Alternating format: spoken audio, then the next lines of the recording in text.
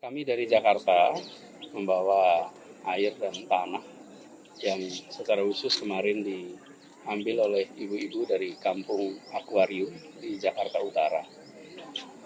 Membawa harapan bahwa kota baru yang akan dibangun ini, yang nantinya akan menjadi ibu kota, bisa mengedepankan dan memprioritaskan manfaat bagi rakyat kebanyakan. Sebagaimana masyarakat di kampung Akuarium yang dahulunya mereka tersingkirkan, termarginalkan, kemudian sekarang mereka digaris depankan dan mendapatkan fasilitas. Ini pesan bahwa Republik ini dihadirkan untuk melindungi setiap tumpah darah dan dihadirkan untuk menghadirkan keadilan sosial bagi rakyat Indonesia.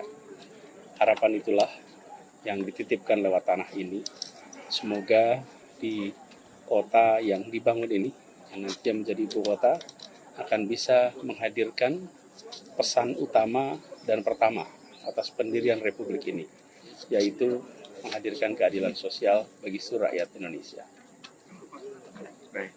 Mungkin untuk pemindahan dari ibu kota dari Jakarta ke Nusantara sendiri, untuk Bapak itu Jadi gini, bagi kami di Jakarta ini harus dipandang sebagai peluang untuk semakin mempercepat pembangunan di Jakarta sebagai salah satu kota global dunia.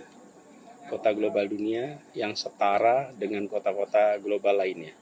Jakarta adalah megapolitan terbesar di belahan selatan bumi. Dan ini harus dijadikan sebagai kesempatan mempercepat. Unsur-unsur utama kota global adalah mobilitas penduduk berbasiskan kendaraan umum dan ramah lingkungan. Dan kedua, fasilitas kesehatan, fasilitas pendidikan berstandar internasional. Kemudian memiliki daya tarik bagi global talent, sehingga produktivitas yang terjadi di kota ini bisa dirasakan manfaatnya baik di Indonesia maupun di dataran global. Kami di Jakarta menyambut ini sebagai sebuah kesempatan untuk kita mempercepat untuk Jakarta menjadi salah satu pusat kota global dunia. Dan kota global itu bukan saja aspek ekonominya, tapi juga aspek budaya, aspek sosial, aspek pendidikan, yang itu semua harus dikembangkan. Ya, ada pepatah menyatakan bila sebuah usaha dikerjakan dengan tulus, maka setengah laba telah diperoleh. Dan hari ini kita lihat bahwa mimpi besar bangsa dan negara ini untuk mempunyai ibu kota baru di luar Jakarta itu bukan hari ini. Sudah dimulai dari pendiri bangsa ini, founder-fathers kita, Bapak Presiden Insinyur Soekarno, yang dari awal ingin memindahkan ibu kota negara di Palangkaraya di Kalimantan, Pulau Borneo ini. Tetapi itu tidak bisa terlaksana.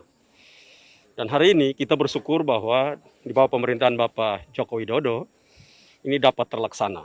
Dan kita lihat bahwa hadirnya seluruh gubernur untuk membawa tanah dan air sebagai wujud bahwa persatuan dan kesatuan negara Republik Indonesia untuk mempunyai semangat untuk berpindahnya ibu kota negara menuju Kalimantan dapat dilaksanakan dengan baik karena berbagai dukungan, baik sebagai dukungan politik, sosial, budaya, semua terdukung dengan baik.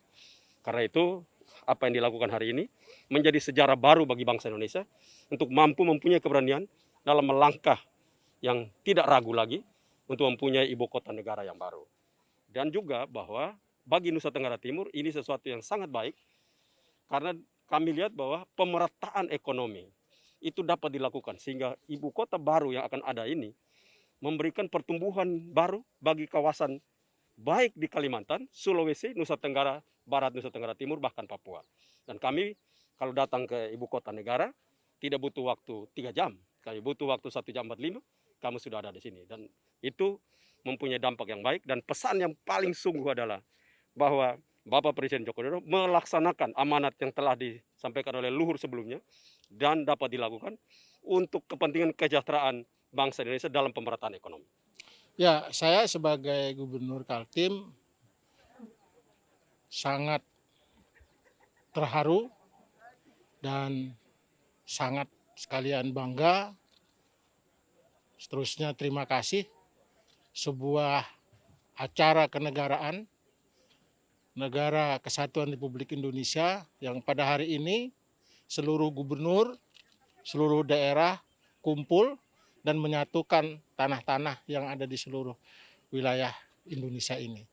Jadi ini sebuah sejarah yang menurut saya mungkin tidak ada di dunia. Baru kali ini terjadi di Republik Indonesia, khususnya yang ada di Kalimantan Timur, di tempat ibu kota Nusantara ini.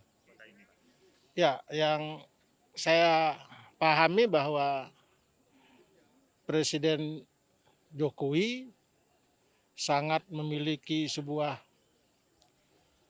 terobosan yang luar biasa. Sebuah terobosan di mana beliau mewujudkan 3 cita-cita pemimpin bangsa ini. 2 sudah meninggal, 1 belum meninggal.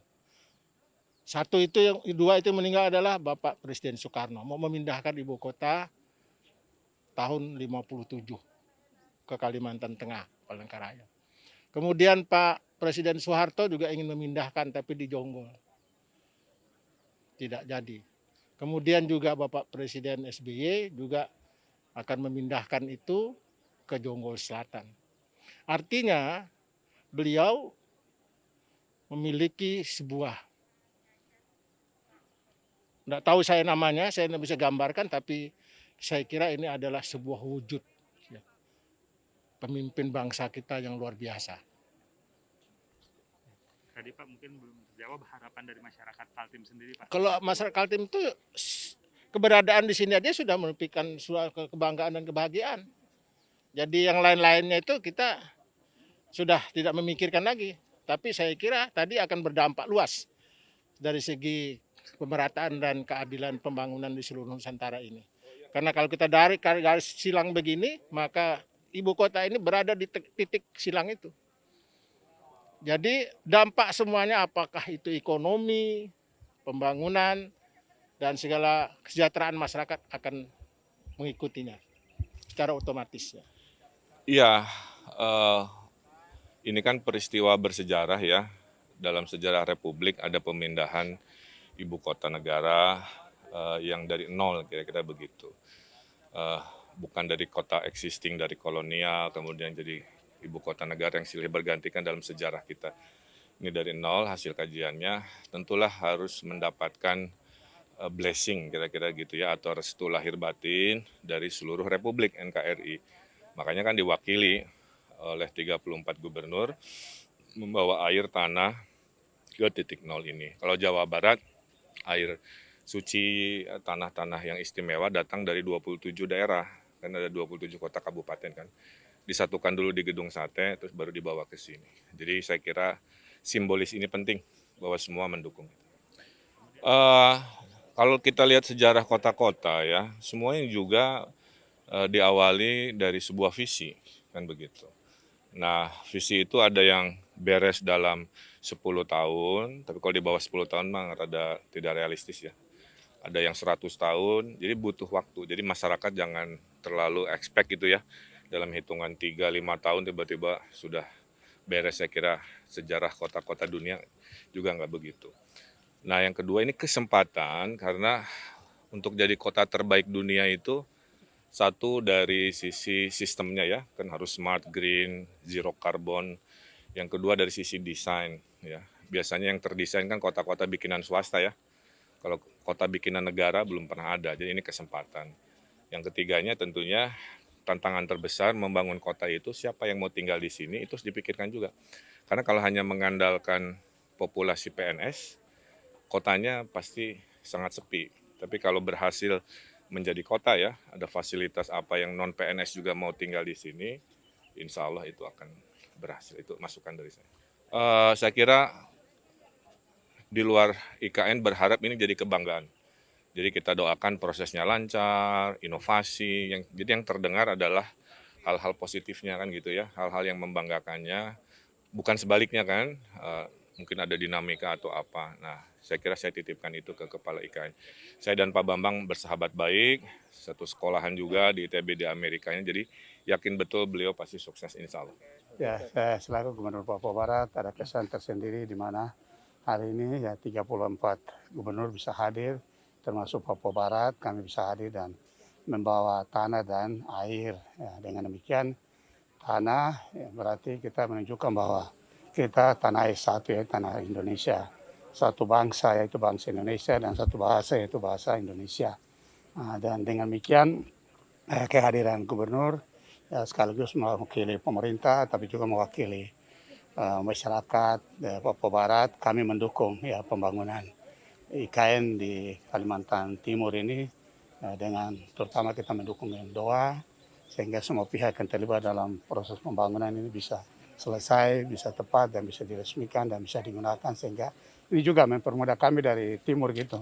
Tidak harus terbang 5 jam ke Jakarta atau terbang 4 jam ke Jakarta, tapi kita bisa terbang 2 jam atau 2,5 jam sudah bisa sampai di IKN. Ini harapan saya ke depan.